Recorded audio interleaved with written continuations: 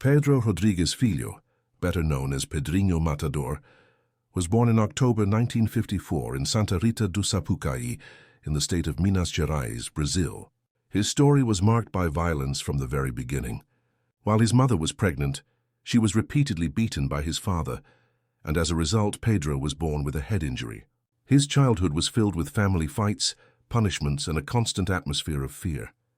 As a teenager, his violent side began to surface. At just 14 years old, he committed his first murder.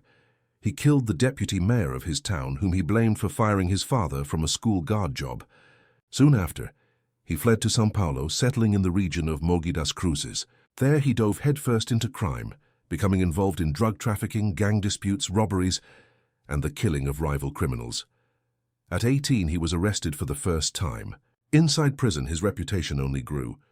He continued to kill, targeting other inmates. He claimed to follow his own code, murdering rapists, informants, and enemies. Officially, he was convicted of over 70 murders, but he himself admitted to killing more than 100 people. Many of these murders took place behind bars. Pedro spent more than 40 years in prison, moving through different penitentiaries in Brazil. His presence always drew attention. In interviews, he spoke about his crimes with a chilling calmness, showing no remorse.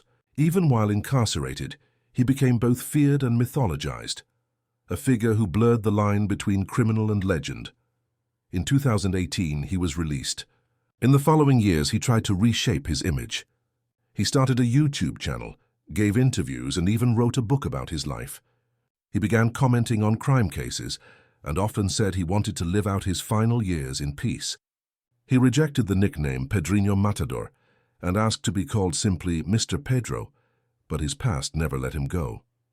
On March 5, 2023, at the age of 68, Pedro Rodrigues Filho was murdered in Mogi das Cruzes in front of a family member's house. A black car pulled up. Armed men stepped out and opened fire. Reports also indicated an attempt to slit his throat after the shooting. Investigations suggested that local drug traffickers had been bothered by him. Since Pedro had opposed the sale of drugs near his relative's home, thus ended the life of the man known as Brazil's most notorious serial killer. Born into violence, living through it, and ultimately dying because of it, his story remains one of crime, myth, contradictions, and controversy, still capable of provoking both fear and fascination.